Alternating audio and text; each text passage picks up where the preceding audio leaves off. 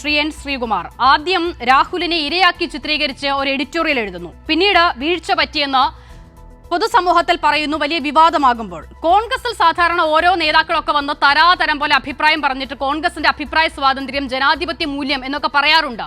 ഈ വീക്ഷണത്തിന്റെ എഡിറ്റോറിയലിന്റെ കാര്യത്തിലും അങ്ങനെ തന്നെയാണോ കാര്യങ്ങൾ? വരുന്നവർക്കും പോകുന്നവർക്കുമൊക്കെ സ്വന്തം അഭിപ്രായം പറയാനുള്ള ഇടമാണോ വീക്ഷണത്തിന്റെ എഡിറ്റോറിയൽ?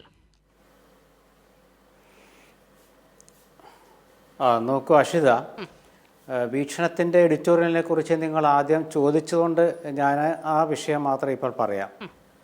താങ്കൾ ആമുഖത്തിൽ പറഞ്ഞ ഒരുപാട് കാര്യങ്ങളോട് എനിക്ക് ചില കാര്യങ്ങളോട് യോജിപ്പുണ്ട്. വിയോജിപ്പ് എന്ന് പറയുന്നത് എനിക്കത് ഒട്ടും തന്നെ ഇല്ല. അതിൽ വിയോജിപ്പുള്ളത് കോൺഗ്രസ്സുകാരോട് മാത്രം നിങ്ങൾ ചോദിച്ചത് മാത്രമേ ഉള്ളൂ. ബാക്കിയൊക്കെ നിങ്ങൾ പൊതു രാഷ്ട്രീയക്കാരെക്കുറിച്ച് പറഞ്ഞതിനോട് എനിക്ക് യോജിപ്പില്ല. അത് യോജിപ്പാണ്. അതിലേക്ക് നമുക്ക് വരാം. അതിനൊപ്പം നിങ്ങൾ ചോദിച്ചത് വീക്ഷണത്തിൻ്റെ കാര്യമാണ്. ഞാൻ പറയുന്നത് ഒന്ന് ശ്രദ്ധിച്ച് കേട്ടിട്ട് ഇടപെടാവൂ എന്നൊരു അപേക്ഷ ആദ്യമുണ്ട്. കാരണം എൻ്റെ കണ്ടിന്യൂഷൻ പോയാൽ ഞാൻ പറയുന്നത് എന്താണെന്ന് മനസ്സിലാവില്ല. വീക്ഷണത്തിൻ്റെ ഇന്നത്തെ എഡിറ്റോറിയലിൻ്റെ ഹെഡിങ് പാപം ചെയ്യാത്തവർ കല്ലെറിയട്ടെ എന്നാണ്. ആ വീക്ഷണത്തിൻ്റെ എഡിറ്റോറിയലിൻ്റെ അവസാന പാരഗ്രാഫിൽ രാഹുൽ മാങ്കൂട്ടത്തിനെ പോലെയുള്ള ഒരു യുവനിര കോൺഗ്രസ്സിൽ വളർന്നു വരുന്നതും അതിനെതിരായിട്ട് CPM-നെ ഇഷ്ടപ്പെടാത്ത ചില കാര്യങ്ങൾ പറയുന്നതും കോൺഗ്രസിൻ്റെ യുവനിരയെ പ്രകീർത്തിക്കുന്നതുമായ ഒരു പാരഗ്രാഫുണ്ട്. അതിൽ രാഹുൽ മാങ്കൂട്ടത്തിൽ ഒരു ഇരയാണ് എന്ന് പറയുന്നുണ്ട്. അതിൻ്റെ മുകളിൽ പറഞ്ഞ ഒരുപാട് കാര്യങ്ങൾ CPM കാലാകാലങ്ങളായി കൈക്കൊണ്ടിട്ടുള്ള ഈ അശ്ലീല വിഷയങ്ങളിൽ കൈക്കൊണ്ടിട്ടുള്ള നിലപാടുകളാണ്. ആ നിലപാടുകൾ അക്കമിട്ട് അതിൽ എഴുതിയിട്ടുണ്ട്. അതിലവസാനം അതിൽ ഉമ്മൻചാണ്ടിയെക്കുറിച്ചുള്ള പരാമർശവും ഉണ്ട്. ഇത് വീക്ഷണം എഴുതാൻ കാരണം എന്താണെന്ന് വെച്ചാൽ ശ്രീ ഉമ്മൻചാണ്ടിയെക്കുറിച്ച് മാത്രം ഞാൻ അവിടെ സൂചിപ്പിക്കാം. കാരണം അദ്ദേഹമാണല്ലോ ഇതിലെ ഏറ്റവും വലിയ നേതാവ് കേരളത്തിലെ. അപ്പോൾ ഉമ്മൻചാണ്ടിയെക്കുറിച്ച് മാത്രം ഞാൻ പരാമർശിക്കാം. ഉമ്മൻചാണ്ടിയുടെ കാലത്ത് ഇങ്ങനെയുള്ള വിഷയങ്ങളൊക്കെ കൊണ്ടുവന്ന് പരാതി എഴുതി വാങ്ങിച്ച് CBIക്ക് വിട്ടൊക്കെ അറിയാമല്ലോ. അവസാനം അദ്ദേഹം മരിച്ചപ്പോൾ നമ്മുടെ മുഖ്യമന്ത്രി ശ്രീ പിണറായി വിജയൻ തിരുവനന്തപുരത്ത് അനുശോചന സന്ദേശത്തിൽ പ്രസംഗിച്ചത് ശോഭയോടെ ഭരിച്ച ഉമ്മൻചാണ്ടി, ശോഭയോടെ ഭരിച്ച മുഖ്യമന്ത്രി എന്നാണ്. അപ്പോൾ അതിലത്തെ രാഷ്ട്രീയം നമുക്കവിടെ കൂടുതൽ വെളിവായി.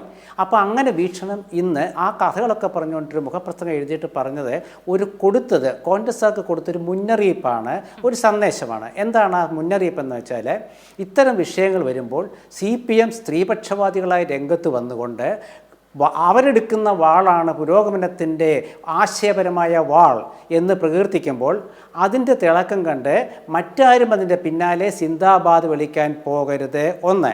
രണ്ടാമത്തെ കാര്യം, ഇത്തരം വിഷയങ്ങളിൽ CPM മുൻകാലങ്ങളിലെടുത്ത നിലപാട് മനസ്സിലാക്കിക്കൊണ്ട് ആ വക വിഷയങ്ങൾ വരുമ്പോൾ കരുതലോടെ പ്രതികരിക്കണം, അതിൽ തളരാൻ പാടില്ല, മുന്നോട്ട് പോകണം. ഇതാണ് വീക്ഷണം കൊടുത്ത സന്ദേശം. പക്ഷേ അതിൽ രാഹുൽ മാങ്കൂട്ടത്തിലാണ് ഒടുവിലത്തെ ഇര എന്ന ഒരു വരി എടുത്തിട്ട് അത് രാഹുൽ മാങ്കൂട്ടത്തിനെ പിന്താങ്ങുന്നു എന്ന രീതിയിൽ ഒരു വിമർശനം വന്നു. ഞാൻ ആ വിമർശത്തെ എതിർക്കുന്നില്ല. കാരണം ആ ഒരു വരി എന്ന് പറയുന്നത് ഒരു ഇര, ഈ അവസാനത്തെ ഇര എന്നുള്ളത് ഒരു വരിയാണെന്നുള്ള ശരിയാണ്. പക്ഷേ അതൊരു കാലിക വിഷയമാണ്. ആ കാലിക വിഷയം ഇതിനോട് കൂട്ടിയിണക്കിക്കൊണ്ടാണ് ആ എഡിറ്റോറിയൽ എഴുതിയ വ്യക്തി അങ്ങനെ എഴുതിയതെന്ന് അത് കൃത്യമായി വായിച്ചാൽ മനസ്സിലാകും. ഞാൻ ഒരുപാട് കാലം എഡിറ്റോറിയൽ എഴുതിയിട്ടുള്ള ഒരാളാണ്. അതുകൊണ്ട് ഞാൻ ഒരു കാര്യം കൂടെ പറയാം. ഇത് പാർട്ടി പത്രങ്ങളിൽ ഇങ്ങനെ സംഭവിക്കാറുണ്ട്.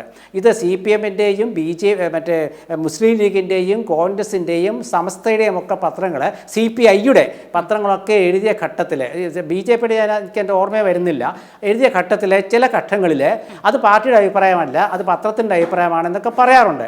ഈ പത്രം എന്തുകൊണ്ടാണ് ഇങ്ങനെ ചില അഭിപ്രായങ്ങൾ എഴുതുന്നത് വെച്ചാൽ, പാർട്ടി നേതാക്കൾക്ക് പ്രസംഗിക്കാനോ അഭിപ്രായം പറയാനേ പറ്റുള്ളൂ. പക്ഷേ ഒരു വിഷയങ്ങൾ കൂടുതലായി മുഴുവനായി എഴുതി ഒരു 5 മിനിറ്റോ 10 മിനിറ്റോ വായിക്കുന്ന തരത്തിൽ എഴുതി അത് വിശദീകരിച്ചു കൊടുക്കാൻ പാർട്ടി പത്രങ്ങളൊക്കെ കഴിയുള്ളൂ. അങ്ങനെയാണ് ഇന്ന് വീക്ഷണം ചെയ്തത്. അതൊരു സന്ദേശമാണ്. ആ സന്ദേശത്തിൻ്റെ ഹെഡിങ് എന്ന് പറയുന്നത് പാപം ചെയ്യാത്തവർ കല്ലെറിയട്ടെ. അതിലെല്ലാം അഭിപ്രായം ക്ലിയർ ആണ്.